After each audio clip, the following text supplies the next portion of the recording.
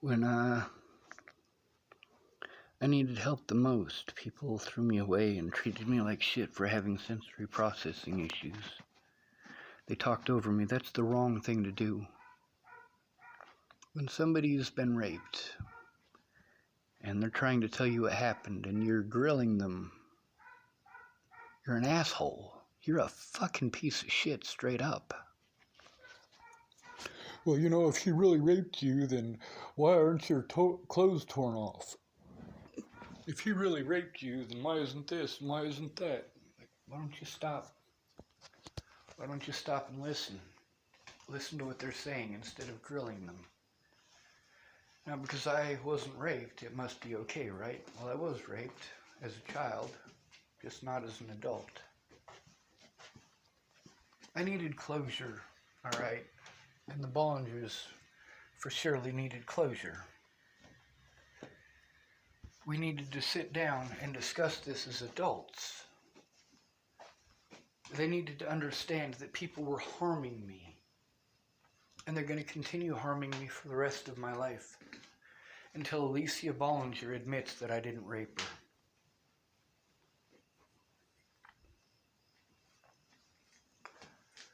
When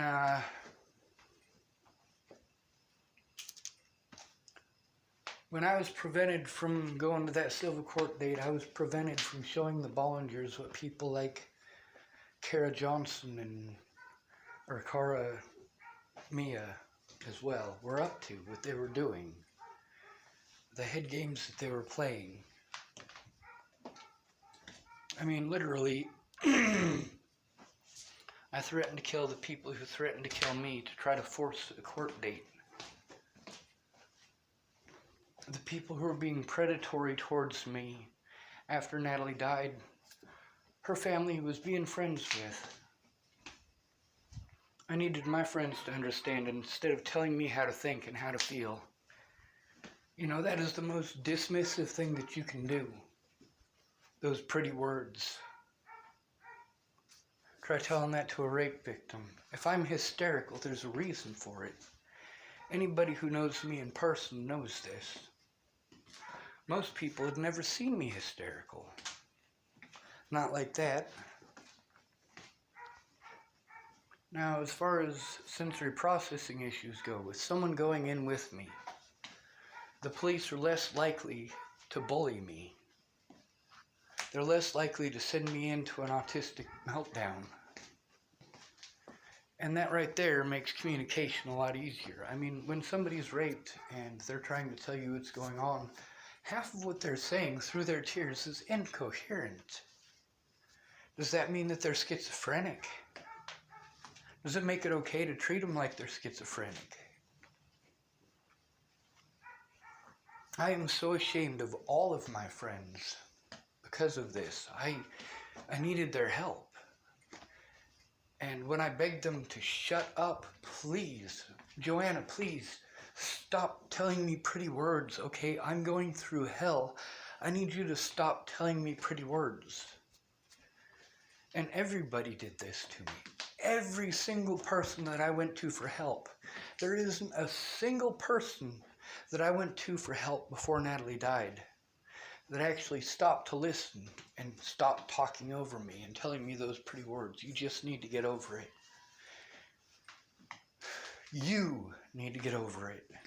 You need to get over your selfish memes that you got off of Facebook. That's not a solution. Those pretty words are not solutions. When I was up at Jamie Curtis's house in September last year, and I was talking to Joanna Taylor Smith, this is Derek Parrish's girlfriend, and she promised to help. Like, I needed her to listen. I needed her to stop talking.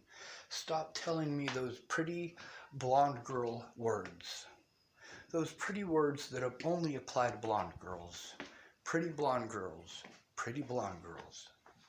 Sure, Joanna Taylor Smith, that might apply to you, but you weren't made homeless because of this. You weren't assaulted repeatedly because of this. I was hysterical for a reason. When When I was growing up, I didn't have anyone in my corner. It was just me. And I had a lot of issues because of that. People kept exploiting my disabilities and using that to pretend like I was a terrible person, and I got sick of it. And then they gave me the drugs that made it worse. It made it easier for them, apparently, but it made it worse for me to try to deal with it. And those drugs made me violent and depressed. You can ask people. In Boulder, for a lot of years, I was happy. You know, I mean, I still hurt because of Jamie taking the boy away. Going to live with a man who I knew was going to beat her.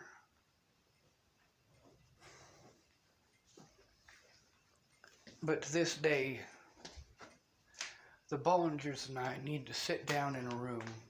They need to take a look at the things that happened to me. And they need to understand that I didn't mean for Natalie to die. And Natalie didn't mean for these people to come harm me for things that I didn't do. We needed someone to sit down between us and hash it out as adults, or people were never going to stop harming me. I would never get to see my loved ones. But because I'm freaking out, because I'm enduring this abuse, and people want to make it worse by being snappy with me and yelling at me and grilling me and telling me I need to feel this way and I need to feel that way and I need to think this way and I need to think that way. No, you need to stop and listen so you understand why it is that I'm going through this, why it is that I'm hysterical, why it is that I'm begging for your help to begin with. When somebody's been raped and they're trying to tell you that they've been raped, they might not come out with it immediately. And if you keep talking over them, they're never going to come out with it. They're going to keep it bottled up until they fucking explode or until they kill themselves. Now, as soon as I'm done with this mental health crap, I spoke with Officer Barlow, and he thinks it's a good idea to have his department trained in how to deal with people who have sensory processing issues and how to tell the difference. I mean, when somebody is freaking out, it's not because they're schizophrenic. It's because something fucked up happened and they're fucking having problems processing all of it. And they're trying to confide in you. I tried to confide in all these people. But in texting, they go out of their way to take everything wrong. I needed their help. I needed Betsy Prowell's help. I needed David Prowell's help. But for months and months, they ignored me.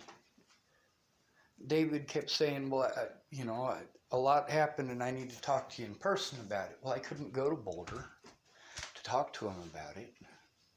I mean, the least he could do is call. I mean, that's at least some form of communication. But no, these people are allowed to have disabilities. Like Sammy Leon Lawrence IV. He was very, very much just a complete fucking dick about my disabilities. But then he expects me to understand his. And I was doing my best to do that. But he made zero effort at that. He himself made zero effort at that.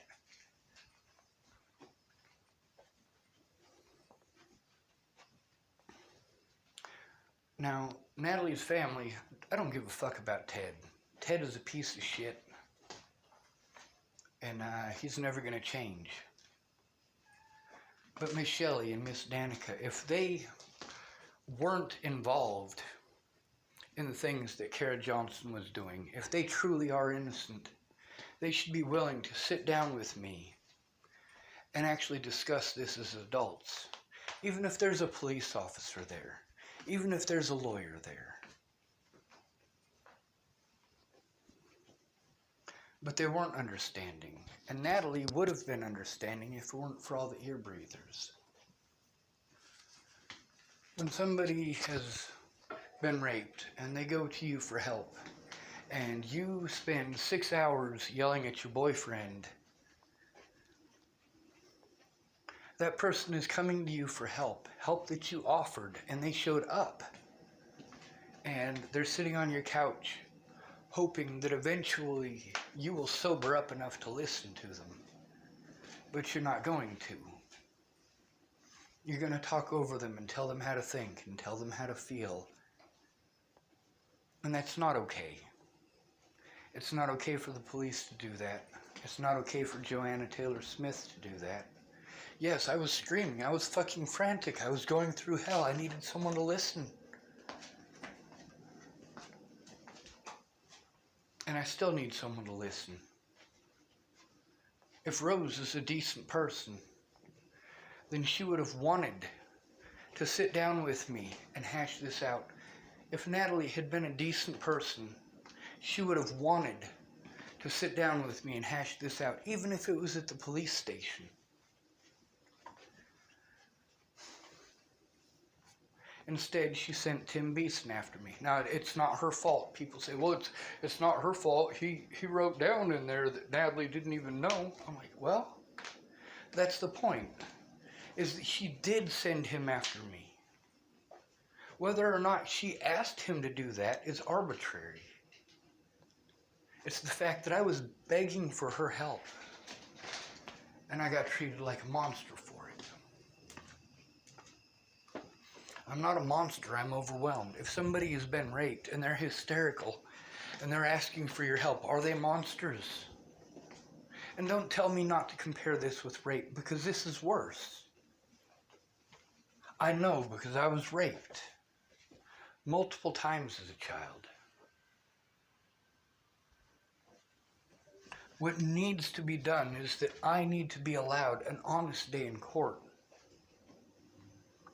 I need to be allowed to actually confront my accusers, to show them that they were being manipulated the whole time, and I can prove this.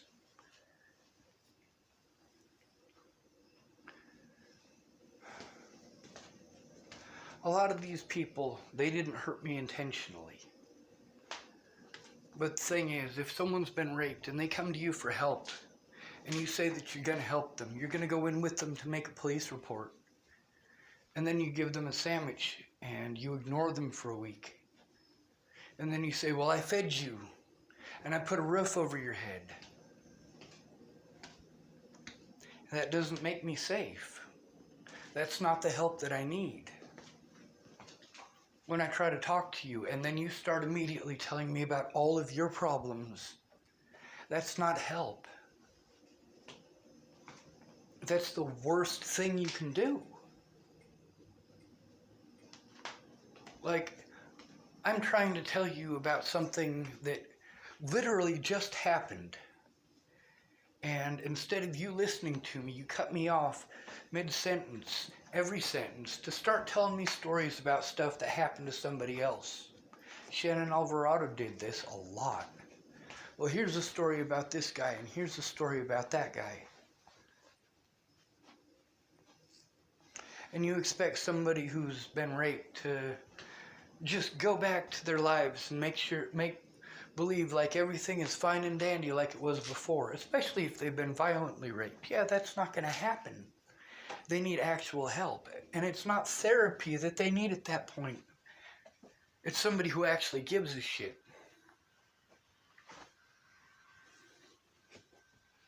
No therapist should be taking taxpayer dollars to help me. My friends should have given a shit. But you know what? Every one of them talked over me. All of them. And then afterwards, they're like, you know, I tried to help you. No, you didn't. You made zero effort at helping because you wouldn't shut up. You kept on telling me how to think and how to feel. Sean, do this, and Sean, do that. Meanwhile, let's imagine you got raped. And not only did you get raped, but you got told that you were the rapist. You had your roof taken away. You had your income taken away. You had everything taken away because every time that you try to tell somebody what's going on, they talk over you and talk over you. Rayanna did this. Shannon did this. Dan Favorite did this. And then they tell me I just need to man up. Just like Officer Jordan Anderson in Chapel, Nebraska. The other thing is that these officers did a lot of wrong things to me. And because officers had done those wrong things, it's impossible to get help.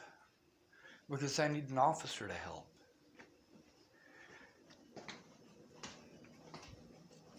Now, these people have pushed me to the point where I want my life to be over.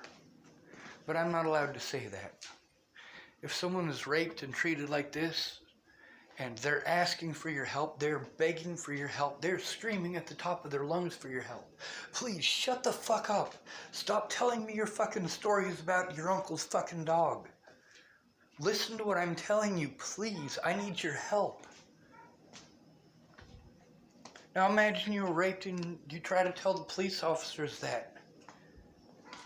And they drag you into a fucking nuthatch and inject you with drugs. When I was growing up, they locked you in the timeout room for having sensory overload. I didn't need to be locked up in a timeout room. I needed someone to listen. When I was raped, I didn't need to be locked up in a timeout room, and that's literally what they did. They locked me in a timeout room. And I screamed at the top of my lungs for help. And they'd come in and they strap you to the bed and they inject them drugs into you. And they say, no, he'd never do a thing like that. He'd never do a thing like that. Well, he sure as fuck did. But you don't want to lose your job. You don't want other people to think that you are some sort of a bad person. Obviously, these children must be wrong because they're the ones in the nuthatch. And that's the problem with authority, is that at that point, those people specifically have that job because they know that they can do whatever they want to those children. And nobody's going to believe those children because those children are the ones who are locked up for mental problems. And you give them drugs to compound those mental problems. When I went to the police, most of the time they were snappy and mean. Not one of them would allow me to sit down and actually write a written report. Amanda Jonas pretended to. She pretended she was gonna, but when I showed up to do that, she stole the evidence of everything that I'd been through. Rose and I should sit down in a room and discuss this like adults. Alicia Bollinger needs to come forward. She needs to be honest. It's already too late for her to call off the dogs. The damage has already been done. Her sister is already dead. My life is already destroyed. Even if she comes forward in public and tells 9 News, who blasts it all the way around the world, I'm still going to have to deal with people treating me like shit for the rest of my life. I'm still going to have to deal with people being cruel to me over the death of Natalie for the rest of my life. Fact is, Natalie would still be alive if police had done their jobs, but because I was hysterical at times, they used that as an excuse not to. They didn't want to do any fucking paperwork. The things that these officers did is documented. It's well documented.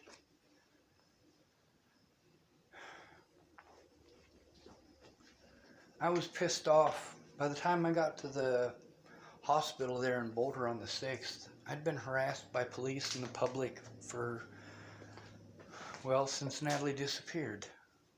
The police in Boulder, as soon as I got there, were fucking right there to treat me like shit, no matter where I went, and separate me from my loved ones. When you've been raped and you need a friend, and you go to speak to your friends, and the police, they cut you off from that. You need your friend's help. You went to the police for help and they locked you up. Now you can't talk to your friends or loved ones. They take away your electronics so you can't call your loved ones. Alicia Bollinger, the last conversation that we had, well, actually the last conversation that Alicia Bollinger and I had was her calling me on the 29th to ask me if I knew where her sister was.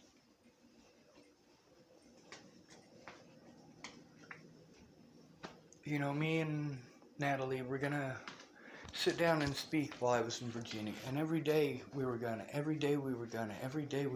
but she couldn't. Because of her fucked up leg. A fucked up leg that she got because I wasn't there fast enough. Not that it would have mattered. Her mother would have been the same opinion no matter what. But the fact is, the things that were on Natalie's protection order are all things that her and her sister asked me to do. Or things that were from her being paranoid because she's on a shit ton of fucking drugs. And Bobby Forrest let me know that Alicia is still on a shit ton of drugs. He found that out from Natalie's mother.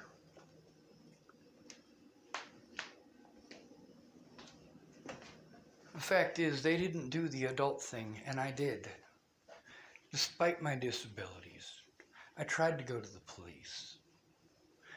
Now, that's not the first thing I did. The first thing I did was go to Maddie Bubba.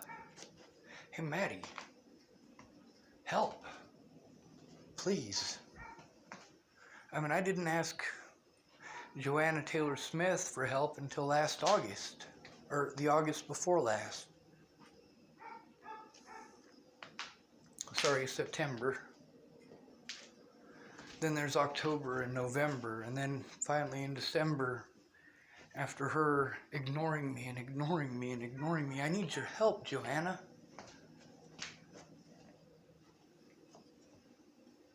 But every time I tried to talk to her, it was me getting snapped at, or me getting told how to think and how to feel. It was very, very dismissive.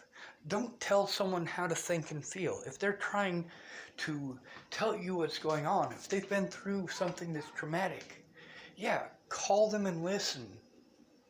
Shannon Alvarado is too selfish to do that. Yeah, she did a lot of nice things, but she is too self-absorbed to listen. And that's most of the problem that her and Rick have. Now, Rick, he can't go off on her like he does to me because he's dependent on her roof now. If he doesn't do exactly as Shannon says, then he ends up homeless and he's probably going to not be able to see his kid. Well, he'll still be able to see his kid, but that looks bad, like he's an unfit parent. Meanwhile, he lost his house because Shannon Alvarado wasn't paying him the money that she promised to pay him for the help that he was providing. Help that she asked him for. So he's stuck in that subservient position. I needed someone to go in with me to speak to the police so that they couldn't take advantage of my disabilities. And because nobody did, Natalie ended up dead. Because I couldn't get people to stop talking long enough to find out what was going on. If you say you're going to help me, then shut the fuck up. It's not about you. It's about me, and I am asking for your help. So stop telling me all of these fucking stories about everyone else, because it's not about these other people. It's not about you. It's not about your uncle. It's not about your aunt. It's not about your dog. It's about me trying to tell you what's going on, and you won't shut the fuck up. It's me trying to express to you what is going on, but you won't shut the fuck up. You won't stop telling me about all these other people. Everybody did that.